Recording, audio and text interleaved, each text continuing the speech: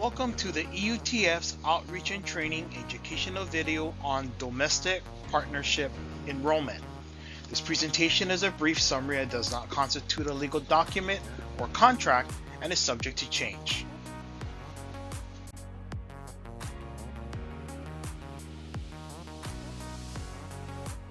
This video is designed to help state and county retirees enroll a domestic partner.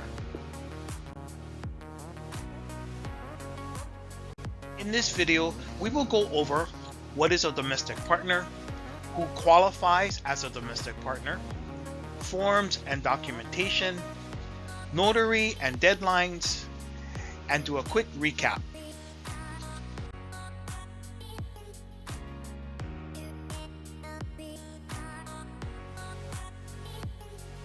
What is a domestic partner? A domestic partnership is an interpersonal relationship between two individuals who live together and share a common domestic life but are not married to each other or anyone else. Who qualifies as a domestic partner? The qualifications of a domestic partner are outlined in the EUTF Declaration of Domestic Partnership form.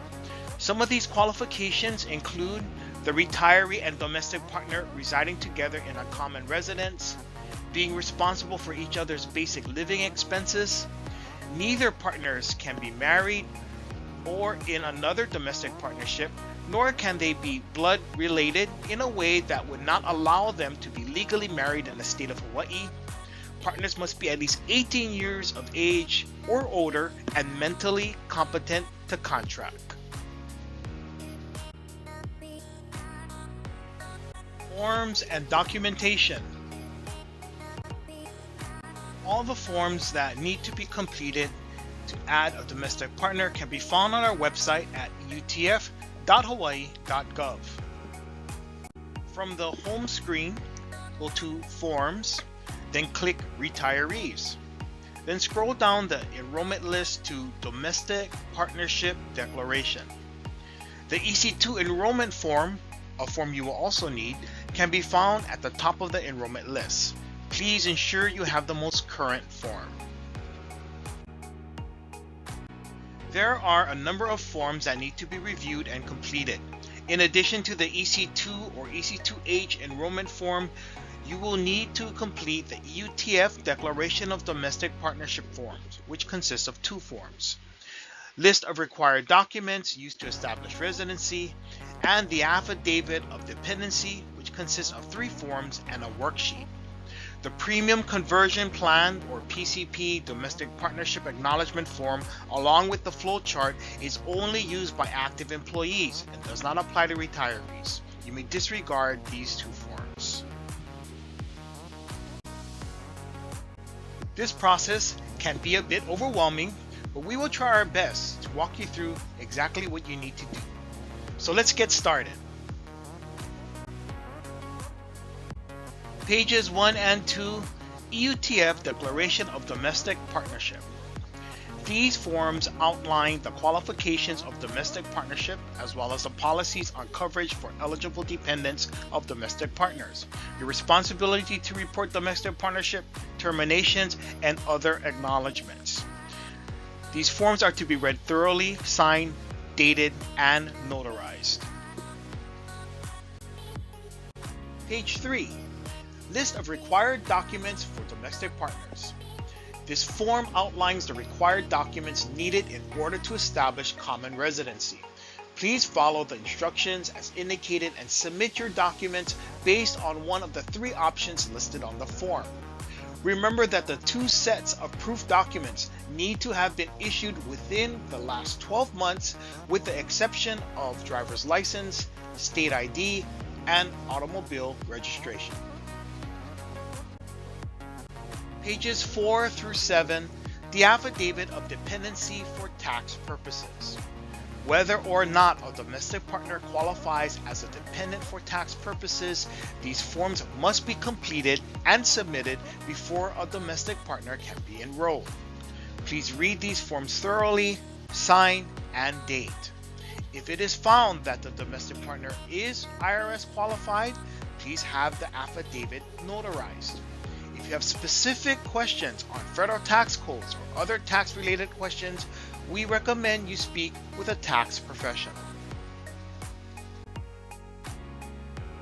Pages 8 and 9, Premium Conversion Plan, Domestic or Civil Union Partnership Acknowledgement Form. Please disregard these forms as they are used to enroll active employees into the Premium Conversion Plan, also known as PCP, which deducts health plan premium contributions from employees' paychecks on a pre-tax basis. These forms do not apply to retirees. EC2 or EC2H Enrollment Form. In addition to the domestic partnership forms previously mentioned, retirees must complete and submit an EC2 or EC2H form to the EUTF office within 45 days from the notarized signature date of the EUTF Declaration of Domestic Partnership form. Retirees can choose when they want domestic partnership coverage to begin. Under the EC2 or EC2H coverage start date section, retirees may select one of the following. Option 1. Date of notarization of Declaration of Domestic Partnership. Option 2. First day of the next pay period after notary date. Or Option 3. First day of the second pay period after notary date. If you will be enrolling an eligible dependent or dependents as a result of your domestic partner addition, please submit appropriate proof documents such as birth certificates, social security numbers, and student certification for dependents between the ages of 19 and 23 who are full-time students enrolling in dental and/or vision plans. Please submit forms to the EUTF by one of the following. In person, EUTF, City Financial Tower, 201 Merchant Street, Suite 1700. We are located on the 17th floor, Honolulu, Hawaii, 96813. Please be advised that EUTF does not validate parking. You can also submit your forms by mail at the following address: EUTF, 201 Merchant Street, Suite 1700, Honolulu, Hawaii, 96813. Our contact information is also available on the back of the EC2 form at the bottom. Notary and deadlines. Domestic partnership enrollment requires certain documents be notarized. They include the EUTF Declaration of Domestic Partnership and, in some cases, the Affidavit of Dependency for tax purposes. Please be aware that once these documents are notarized, the clock starts on the filing deadline when forms need to be turned in. The notary date also determines the effective date of your domestic partnership coverage. Time for a quick recap. As previously mentioned, you will need to submit your domestic partnership forms, EC2 or EC2H enrollment form, and any related proof documents to the EUTF office in person or by mail within 45 days of your notary date. Once your forms are submitted and processed, new coverage will become effective based on the option you've selected under the coverage start date section of the EC2 enrollment form. We hope the information provided has been helpful. On behalf of EUTF's outreach and training, mahalo for your time and attention.